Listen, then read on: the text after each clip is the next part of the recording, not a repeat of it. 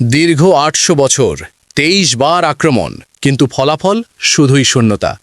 ইতিহাসের পাতায় নাম লিখিয়ে রাখা বড় বড় সব বিজেতারা এলেন ঝড়ের গতিতে। ঢেউ এলো বিশাল সব সেনাবাহিনী, কিন্তু এই শহরের পাথরে দেয়াল সবাইকে নিরাশ করে ফিরিয়ে দিল। কনস্ট্যান্টিনোপল এক অভেদ্য দুর্গ, এক অপরাজেয় ধামা যেন। একে জয় করা কোনো মানুষের সাধ্যেই নেই। কিন্তু তারপর ইতিহাসের মোড় ঘুরিয়ে দিতে আগমন ঘটল এক তরুণের, বয়স মাত্র ২১, টকবগে যুবক, যিনি এমন এক অসম্ভবকে সম্ভব করলেন যা গত ৮ শতাব্দীতে কেউ কল্পনাও করেনি। তিনি শুধু শহর জয় করলেন না, তিনি গোটা বিশ্বকে নিজের বুদ্ধিমত্তায় বোকা বানিয়ে দিলেন। যখন সমুদ্র তাকে পথ দিতে অস্বীকার করল, তখন তিনি মাটির বুক চিরে ডাঙার উপর দিয়েই চালিয়ে দিলেন আস্ত সব যুদ্ধজাহাজ। এমন জেদ, এমন পাগলামি আর এমন সাহস কেবল একজন মানুষেরই থাকতে পারে, কনস্ট্যান্টিনোপল বিজেতা সুলতান মেহমদ ফাতে।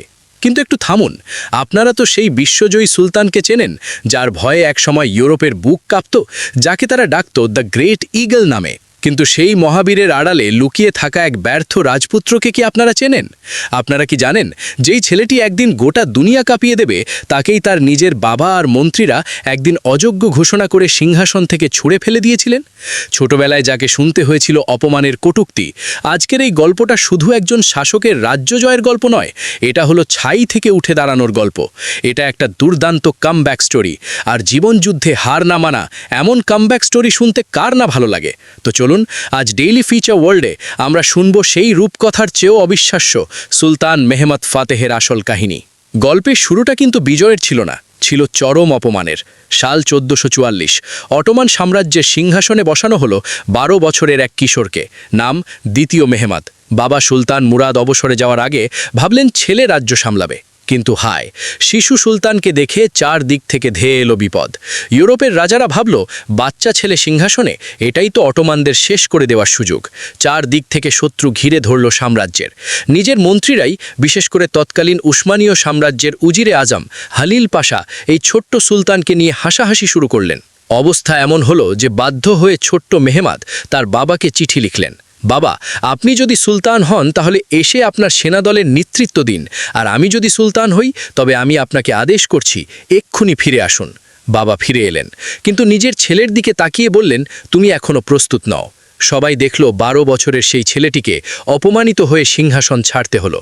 সবার চোখের আড়ালে মানিসার নির্জন প্রাসাদে নির্বাসনে পাঠানো হলো তাকে। সাধারণ কেউ হলে হয়তো এখানেই ভেঙে পড়ত, হয়তো ইতিহাসের অতরে হারিয়ে যেত। কিন্তু ওই যে বললাম, ইনি সাধারণ কেউ নন।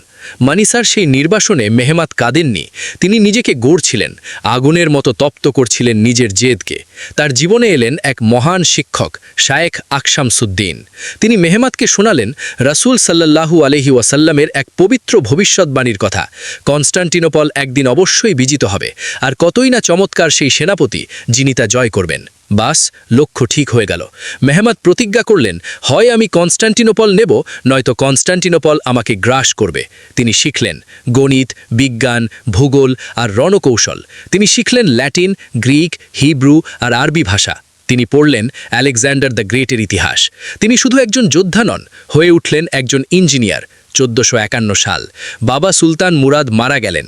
১৯ বছর বয়সে দ্বিতীয়বারের মতো সিংহাসনে বসলেন মেহমদ। কিন্তু এবার আর সেই ভীতু কিশোর নন, এবার সিংহাসনে বসেছেন এক ক্ষুধার্ত ঈগল।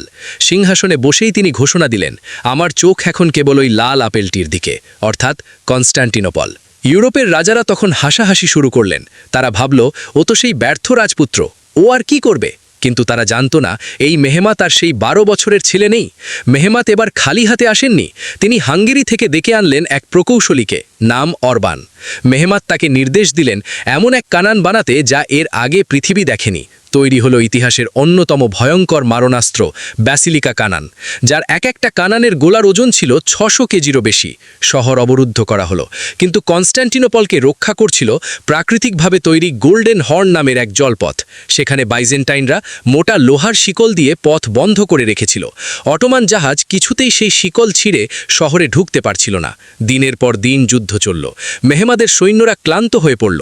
মন্ত্রীরা কানের কাছে ফিসফিস করছে, ফিরে চলুন সুলতান, সুলতান, এই শহর অভিষিপ্ত, এটা জয় করা সম্ভব নয়।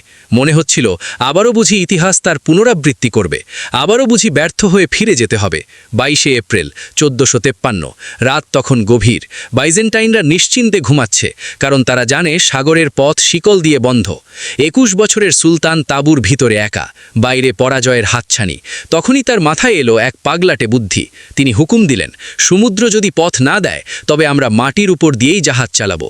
পাহাড়ের গা কেটে রাস্তা তৈরি করা হলো, রাস্তায় বিছানো হলো চর্বি মাখানো কাঠের গুঁড়ি, আর তারপর হাজার হাজার সৈন্য মিলে একদম নিঃশব্দে 70টি বিশাল যুদ্ধজাহাজ এক রাতের মধ্যে পাহাড় গিঙিয়ে ওপর পাশের পানিতে নামিয়ে দিল। পরের দিন সকালে বাইজেন্টাইনরা ঘুম থেকে উঠে যা দেখল, তাতে তাদের রক্ত হিমেল হয়ে গেল। যে বন্দরে তাদের সুরক্ষা ছিল সবচেয়ে বেশি, সেখানেই ভাসছে অটোমানদের যুদ্ধজাহাজ। এক রাতেই খেলার মোড় ঘুরে গেল। 29শে মে 1453, চূড়ান্ত আক্রমণের দিন। সুলতান মেহমাদ তার ঘোড়া ছুটিয়ে সৈন্য